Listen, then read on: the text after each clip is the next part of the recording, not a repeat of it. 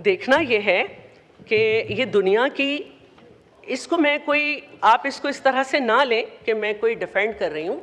आग है, आग जब लगती है तो कैलिफोर्निया जैसे मुल्क में जंगल से निकल के घरों को लाइन से लपेट में लेती हुई चली जाती है। आग जब लगती है तो स्काई रिजॉर्ट न्यूजीलैंड में 40 लोग जो हैं वो उनकी डेथ हो जाती है और दर्जनों ज़ख्मी होते हैं, और फिर ये पता चलता है पता नहीं कब से ऑडिट भी नहीं हुआ था। ये आग है, हमें देखना चाहिए। हफीज़ सेंटर में साल में 3 दफ़ा लग चुकी है, लाहौर में। अब यहाँ पर सर इस पे अगर सियासत करके सूबों तक 18वीं तरमीम तक सिलेबस तक जाएंगे तो सबसे पहले मैं ये कहूँगी, और ये मैं बात करूँगी इसलिए कि सूबा सिंध जो है वो एक मुल्क था सर, जिसके सिपाही सलार का ये नारा जो सिर्फ 43 साल का था, होश मोहम्मद शीदी, जिसने आखिरी जंग से पहले खिताब किया था, ना उस वक्त सोशल मीडिया था ना चैनल से, और उसने ये कहा था मर वैसू पर सिंध न डैसू। ये एक मुल्क था जिसको आप दुनिया के नक्शे में क़ब्ल मसीह से पहले देखेंगे। इसीलिए इसमें ये सलाहियत है कि ये ज़्यादा से ज़्यादा लोगों को एब्जॉर्ब कर लेता है। पाकिस्तान भी जब बना है तो ये वाहिद सूबा है जिसके लोगों ने हाथ खोल कर मेरे आबाओ अजदाद को जो तर्के वतन करके आए थे, उन्हें वापस नहीं जाना था। वो तर्के वतन करके आए थे, अपनी जायदादें, अपने बड़ों की कब्रें सब छोड़ कर आए थे। उन्होंने तर्के वतन किया था।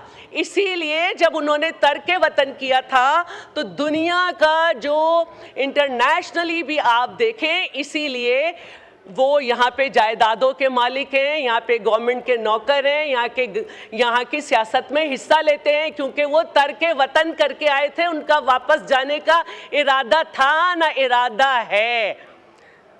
दूसरी बात, सूबा सिंध में लोकल गवर्नमेंट सिस्टम के ऊपर बात, बल्कि पूरी उस पर बात की गई और इस तरह से तासुर दिया गया कि जैसे सूबा सिंध में लोकल गवर्नमेंट सिस्टम ही नहीं है। भाई सूबा सिंध वाहिद सूबा है जिसने हर लोकल गवर्नमेंट का टेन्योर भी पूरा किया, जिसने नया कानून भी बनाया, जिसने उसको फेस भी किया, जिस हर जमात का राइट है कि वो जाए अदालत में कि हमें कानून पे इतराज़ है, अमेंड भी किया। बड़े एतराज़ात हुए, लेकिन कभी कोई मेयर अदालत में नहीं गया कि ये एलोकेशन थी इससे कम दी है, ऐसा नहीं हुआ। यहाँ पे एक जमात बैठी हुई है जिसके वहाँ पे इस वक्त भी 3 टाउन है, उन्होंने तो पूरी एक वाइट पेपर तैयार किया था, लेकिन बाद में क्योंकि फिर फेडरल गवर्नमेंट का सारा हिस्सा, सारी जमातें बन गई, तो वाइट पेपर जो है वो गायब पेपर हो गया। तो मेरा कहने का मतलब ये है कि वाहिद सूबा सिंध है जिसमें लोकल गवर्नमेंट सिस्टम काम कर रहा है, जिसमें 9 टाउन जमात इस्लामी के पास है। इसके अलावा पंजाब में आप देख सकते हैं कि अभी फिर हम परसों पढ़ रहे थे कि कोई लोकल गवर्नमेंट का इलेक्शन कराने का इरादा नहीं है। मुख्तलिफ जो है बिल्स बन रहे हैं, बात हो रही है। इवन इस्लामाबाद में ये सवाल है। बाकी जो लोकल गवर्नमेंट्स हैं, चाहे किसी और सूबे की, उनको भी आप केपी में भी देखें, हर वक्त लोग जो हैं वहाँ पे रोना रोते रहते हैं। तो ये बात आप सूबा सिंध के लोकल गवर्नमेंट सिस्टम के ऊपर जब बात कर रहे हो, पाकिस्तान की जब बात कर रहे हो, तो सूबा सिंध में ना करें। हमारे पास सिस्टम है, रिफॉर्म्स की गुंजाइश है, हम करते रहेंगे रिफॉर्म्स। दूसरी बात जो है, मैं ये भी कहना चाहती हूँ कि देखिए, नॉर्थ कराची की भी मैंने बात कर ली, मैंने सब कर ली। मैं जो है वो ये कह रही थी कि बिल्कुल हमें अपने मज़ीद लोकल गवर्नमेंट सिस्टम को सही करना चाहिए, लेकिन आज के मौके पर मैं तो हैरान हूँ कि लोगों के दिल की क्या क्या भड़ास सामने आ गई। भाई सूबे के मालिक अवाम है, सूबा कोई रेजिडेंशियल सोसाइटी नहीं है कि कहीं भी बन जाए। जी, वाइंड अप करें। उसमें जो है आप ये मशवरा नहीं दे सकते। आइन ये कहता है कि सूबे की अंदर जो असेंबली है वहाँ से जब तक 2/3 मेजॉरिटी से ये रेजोल्यूशन पास नहीं हो जाएगी, सूबे बनेंगे उस वक्त बनेंगे। आपको तो ये बात करनी चाहिए, जब आप मिनी पाकिस्तान कहते हैं, आपको ये बात करनी चाहिए कि जब कराची में सेंसस होता है तो जिस दिन जो मौजूद, सेंसस के दिन जो मौजूद होता है उसको गिना जाता है। वहाँ 14-14 साल से, 15-15, 20-20 साल से जो है केपी से, साउथ पंजाब से और मुख्तलिफ जगह से लोग रह रहे हैं, रोजाना की बुनियाद पे इन्फ्लक्स हो रहा है। बजाय इसके कि आप कहें कि इजाफी वहाँ पे बात की जाए, आप कभी नहीं करते।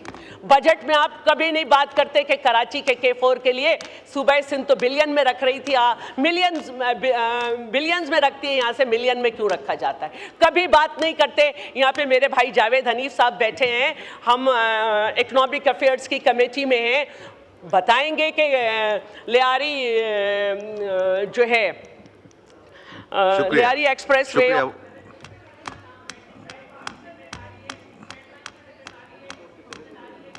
बस अगर आखिरी अगर पॉइंट है तो प्लीज जी माइक खोलें, वाइंड अप जी। सर मैं ये कहना चाह रही हूँ कि ये वक्त नहीं है कि आप इस मौके पर जो आपके दिल की भड़ास है, जो आपके दिल की ख्वाहिशात हैं वो करें। सर ये बुशरा जैदी केस के ऊपर अगर हम नज़र डालेंगे तो बहुत कराची में पख्तूनों का, बहुत कराची में पंजाबी बोलने वालों के मर्डर्स हो चुके, बहुत लड़ाइयाँ हो चुकी। खुदा के लिए इस स्विच को आप दोबारा ऑन नहीं कर सकते, आप रिजेक्टेड हैं। ये खून की और लाशों की सियासत हमने बहुत देख ली, एक एक दिन में 30-30 लाशें उठाए हैं।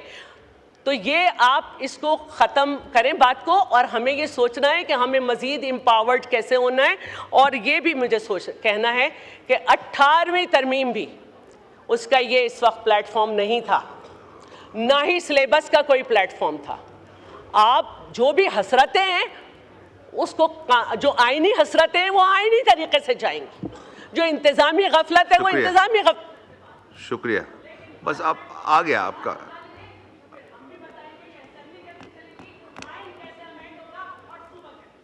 शुक्रिया शुक्रिया जी। ऑनरेबल असद कैसर साहब। बिस्मिल्लाहिर्रहमानिर्रहीम। शुक्रिया जनाब स्पीकर। वैसे साईं मैं एक बात करना चाहता हूँ वो आपसे, जब आप यहाँ MNA थे तो मैं जब उधर उस सीट पे बैठा होता था तो मैं जब आपकी तरफ देखता था तो मुझे बहुत एक अच्छा खुशगवार वो होता था, क्योंकि बहुत पता नहीं इस सीट पे थोड़ा बहुत आपके अंदर फ़र्क आई है, वो थोड़ा चिड़चिड़ापन आया है, मुझे समझ नहीं है। मैं वही MNA देखना चाहता हूँ इस सीट पे जो कि उस वक्त यहाँ जो है ना शाइस्तगी और सब्र और इस्तिकामत से होता था। जी जनाब